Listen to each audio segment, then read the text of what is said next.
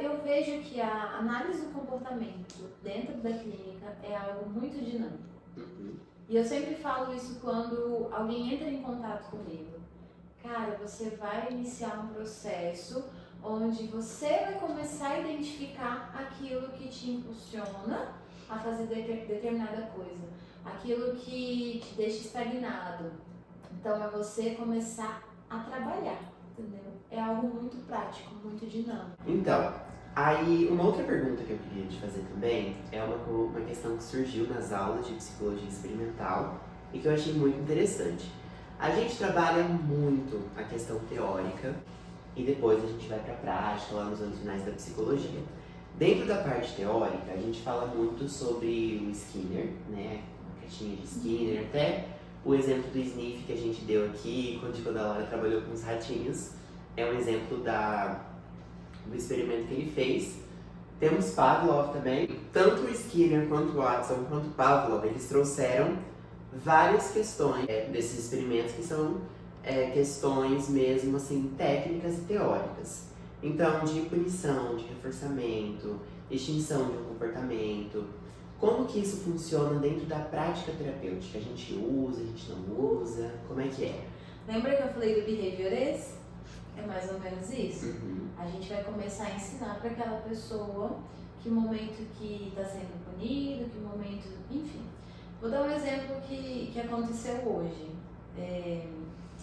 Tem um paciente que tem muitas dificuldades de lidar com a mãe dele. A mãe dele é muito agressiva, ela é muito explosiva e ele também, né? Ele reforça esse comportamento dela. E aí ele, eu tento parar. Só que toda vez que eu tento parar, ela vem e me enche mais o saco, eu não aguento. Eu explodo com ela. Aí ele já faz há um tempo, eu falei, o que tá acontecendo então? Aí a gente foi junto, né? Bom, ela quer chamar a atenção dele por alguma coisa, ela não tem repertórios comportamentais, tipo de assertividade. Olha filho, você viu que você deixou ali a janela aberta de novo, dormiu com a janela aberta, é perigoso e tal. Não, você não tá vendo que essa janela ficou aberta de novo? E aí, ao invés dele chegar e falar, poxa mãe, desculpa, eu realmente esqueci, vou prestar mais atenção. Precisa falar assim comigo? Foi só uma janela. Eu reforço o comportamento dela de ficar gritando comigo, porque eu tô também gritando com ela. Beleza. Ele decide que vai parar. Não vou mais gritar com minha mãe. Aumenta a frequência, aumenta a intensidade do grito dela, porque ela já não tem mais aquele reforçador, que era ele responder ela da mesma forma. Ela falou, ué, o que tá acontecendo? E aí ela começa a ser mais agressiva, a falar mais, e ele fica na dele. Então, essa pessoa aumenta a frequência, aumenta a intensidade de chamar a atenção e não tem aquilo que ela estava acostumada, o reforçador que era ele responder ela. Chega uma hora que ela é muito agressiva com ele e ele fala assim, estourei, não aguento mais. E aí? Reforça aquele comportamento dela, que já estava, daqui a pouco ia entrar em extinção, ia começar a diminuir. Não, ele reforçou. Então agora quando ela der um gritinho, ela sabe que não vai funcionar. Ela vai fazer o quê? Já ir lá pro grito master. Nível hard. Nível hard. Nossa. Né? Beleza. Então, hoje eu expliquei pra ele. A gente vai deixar ela reclamar. E você vai ficar de boa, só vai responder o que você precisa responder. Afinal, quem faz terapia é você. Eu sempre digo isso pros meus pacientes. Quem faz terapia é você. Quem uma responsabilidade, né? Exato. Quem tá aprendendo agora a se comunicar é você. Você tem que ser modelo para ela que não tem essa habilidade ainda. Então, quando ela gritar, você dá um modelo. Poxa, mãe, desculpa, fala de boa. Ela gritou mais. Verdade, mãe, vou pensar nisso. Faz sentido. Ela gritou mais, continua mesmo. Você dá outras respostas. Exatamente. Isso vai fazer com que a função daquele comportamento mude ou vai fazer ele extinguir? Como é que pode acontecer? Pode ser as duas coisas, mas a ideia é que ele vai extinguir. Que ele vai extinguir. Vai chegar uma hora que ela não vai ter o reforçador que ela queria, que era ele brigar com ela também. Ela não vai precisar agir dessa forma. Também, ela não vai precisar agir. Então vai extinguir até o momento que tá tudo certo e ele começa a modelar ela de novo. Tipo, olha, é assim que eu quero que você se comunique comigo, porque é assim que eu vou me comunicar com você.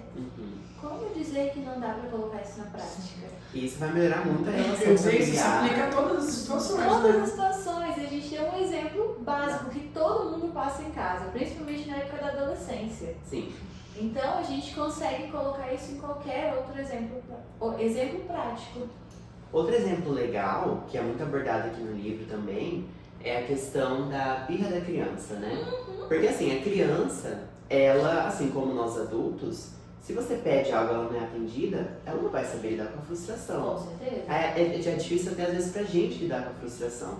Então a criança ela vai chorar e etc. E aí, nesse momento que a criança chora, o pai cede, vai lá e dá o que a criança quer. Mercado.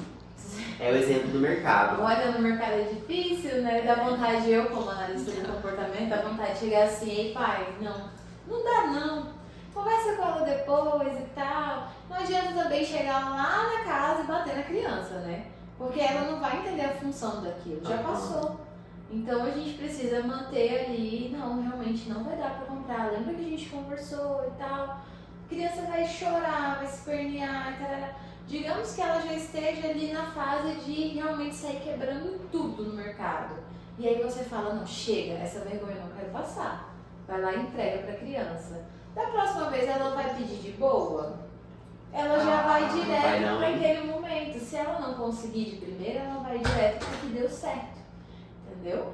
Então é exatamente esse exemplo. Dá super pra gente aplicar. Sim. Entendeu? Então o correto assim, seria a gente entender a frustração, acolher o choro daquela criança, mas não dando o que ela quer para reforçar. Até porque senão a criança ela tem que aprender a lidar com frustração, né? Sim, mas até para não se tornar um adulto com comportamento de birra, que na verdade, se for analisar, a gente vê muito, né? Perfeito, exatamente. É isso aí. E aí vem o reforço de novo, né? Então a gente está reforçando essa criança ou esse adulto, gente, o quanto de adulto que tem com o mesmo comportamento dessa criança birrenta lá na época da... E encontra às vezes num filho, num sobrinho, uma criança próxima e começa a rolar aquele choque, né? Exato. E quando é no relacionamento? Nossa. Agora eu fiquei curioso. Aí dá um B.O., meu querido.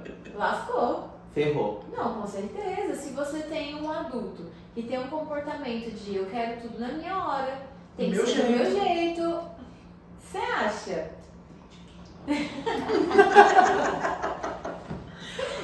Mas é exatamente isso. E no relacionamento eu acho que é a hora que a gente vê isso acontecer em maior evidência. Porque é você lidando com uma pessoa que não conhece os teus repertórios e que tem o repertório dela.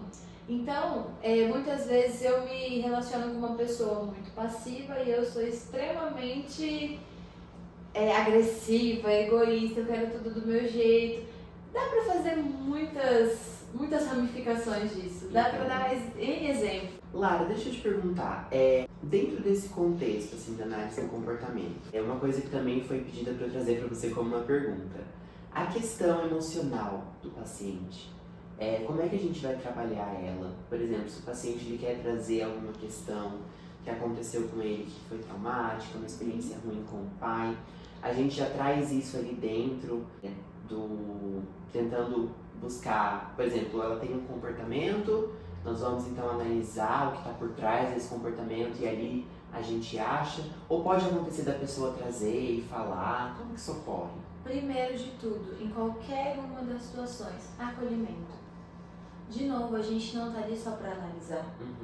A pessoa ela vai procurar um psicólogo porque ela está em sofrimento. Seja por uma coisa que as pessoas consideram muito pequena, seja por uma coisa que as pessoas consideram muito grande. Se ela vai buscar ajuda, é porque ela está tendo prejuízo em alguma área da vida dela. Então não tem como a gente chegar num assunto tipo, meu pai se suicidou. E eu, e como é que é pra você? Vamos analisar esse comportamento, vai que você também é tem essa tendência muita também. Gente pensa que é assim, né? Sim. Às vezes... Aí entra naquele mito. Mas o analista do comportamento não tem coração. Não, gente, primeira coisa, eu vou acolher essa pessoa. Como é que você se sente em relação a isso? Como que é pra você? Me conta um pouquinho melhor. Então, eu vou acolher a face, o meu gesto, né? Então, eu preciso entender que é um momento de vulnerabilidade. Muitas vezes até o silêncio, né? Com certeza. Então, beleza, a gente acolheu e tal. Qual que vai ser a função dessa pessoa ter trazido esse relato pra mim? Então a gente vai trabalhar na função, não só analisando o comportamento. Olha que legal. O que isso quer dizer para essa pessoa? Ah, isso aí me causa uma extrema ansiedade, porque toda vez que eu me lembro que meu pai cometeu suicídio, eu fico pensando em como que eu podia ter ajudado. Ah, então tá bom, a função dele me trazer isso é porque a ansiedade bate de uma forma muito forte.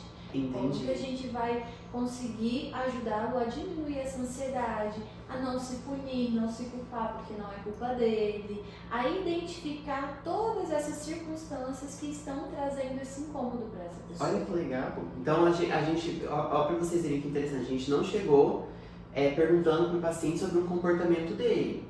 Ele trouxe a questão dele, e isso já é um comportamento, porque quando eu falo, e aí eu já sei desse comportamento, né, que o paciente trouxe ali, essa questão do suicídio do pai, então se ele trouxe é algo que a gente precisa ver. E aí, qual a função de trazer isso? É sutil, gente, é muito sutil. Então, assim, às vezes a gente acha que a pessoa, que o analista do comportamento vai chegar para a pessoa e vamos analisar o seu comportamento. O comportamento analisado, primeiro, tem que ser uma ação do terapeuta. Ele vai identificar, ele vai compartilhar, a gente vai aprender juntos a como analisar isso. Você vai para sua vida, você vai ter CRB1, CRB2, CRB3, que é quando você traz para mim. Olha, hoje eu estava no mercado, vou dar um exemplo. Eu tenho um paciente que ele tem uma crise de ansiedade gigantesca. Ele já é maior de idade, só que ele tem uma fobia de pessoas nível hard. Ao ponto de nunca ter que cortar o cabelo sozinho. E aí, o que a gente faz, né, nesse caso? Eu vou chegar e vamos analisar o comportamento? Não, essa pessoa ela precisa ser acolhida, né? Tanto que eu me lembro que a primeira sessão que a gente teve, ele estava muito em pânico, era a primeira vez que ele ia no terapeuta, tinha acontecido uma situação. E para dar uma amenizada ali no negócio, eu falei, o que você gosta? Ah, eu gosto de K-pop. Então tá bom, escolhe aí a música. Colocou o K-pop aqui pra tocar e aí a gente começou a conversar. É tipo um mantra pra ele, o K-pop, que foi onde ele conseguiu respirar um pouco mais tranquilo, entender que não era um ambiente para ele ficar de alerta, não era um ambiente opressor para ele. Né? Estabelecer um vínculo com ele. Estabelecer um vínculo, exatamente. E aí, quando foi... Eu até me perdi por que eu estava dando esse exemplo, mas no final das contas, ele nunca tinha ido cortar o cabelo sozinho e era uma pauta muito difícil para ele, porque gerava uma série de situações de constrangimento. Poxa, eu já sou maior de idade, minha mãe tem que ir comigo, que situação chata. O que as pessoas estão pensando de mim? Bem limitante, né? Bem limitante. Treinamos como que isso ia acontecer na prática, vários exemplos e tal, até ele se sentir mais confortável. Quando foi de tarde, ele mandou mensagem. Eu fui. Foi muito difícil, mas eu fui. Você conseguiu conversar? Sim, ele me fez umas perguntas nada a ver, mas eu consegui desenrolar as perguntas, eu consegui retribuir. Tanto que uma vez ele tinha ido nesse salão com a mãe e foi horrível pra ele, foi uma péssima experiência, porque o rapaz perguntava e ele não sabia que resposta dar. E tinha muita gente, enfim. E aí, quando ele conseguiu fazer isso, ele falou assim, e o cabelo, ficou bom? Aí ele, ficou perfeito, porque eu consegui dizer pra ele o que eu queria. Eu mostrei pra ele a foto, a referência, eu falei o que aqui não tava dando, não sei o que. Vocês percebem a sutileza disso? Não é algo para outras pessoas enorme, mas para ele foi muito significativo. E até a gente chegar nesse ponto dele ir ao salão sozinho, gente, foi um treino gigante, foi acolhimento, a gente teve que... Toda uma construção, né? Toda uma construção. E até pra você como profissional ali, deve ter sido eu falei, meu coração está quentinho. Nossa, pros outros ele vai cortar o cabelo, pra você, meu Deus, ele vai cortar o cabelo. Sim, com certeza, demais da conta. Então, assim, e realmente é o orgulho da Psi, né? Porque toda certeza. às vezes as pessoas, elas têm muito aquilo de ver o probleminha e o problemão. E na verdade, individualmente, pra pessoa, aquilo dói tanto. Eu tenho um professor, né, que sempre fala, a gente até consegue ser empático e prestar atenção e entender, tentar entender a dor do outro, mas a gente não vai saber o que é. Uhum. Só ele sabe. Então, pra essa questão, né, do cabelo, de conseguir ir na barbearia sozinho, pra muitas pessoas, gente, como assim? Mas. E é uma vocês coisa acham que muito foi interessante. reforçado pra ele isso? De ir sozinho? De ir sozinho? Acho que sim. Isso não vai reforçar, não vai ser Total. expandido para outras situações? Por exemplo, agora que eu sei que eu consigo ir cortar o cabelo Ele sozinho, pode ir no mercado. eu sei que eu posso ir Ele no abriu um precedente ali. mercado, na padaria, daqui a pouco eu posso começar a fazer uma atividade que antes eu morria de medo. E aí, um comportamento, um novo repertório dá vazão para outros repertórios.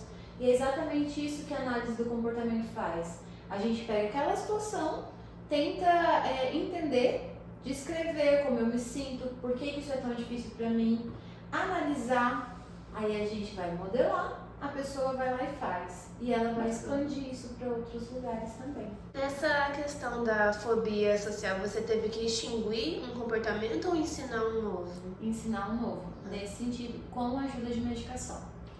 Não sei se ainda é muito falado sobre isso, mas na minha época, 5 anos atrás, só 5 anos atrás, falar sobre medicação e terapia era o caos. Era o caos. Não, porque não precisa. Gente, cada vez mais eu vejo assim, na prática como a medicação ela pode auxiliar.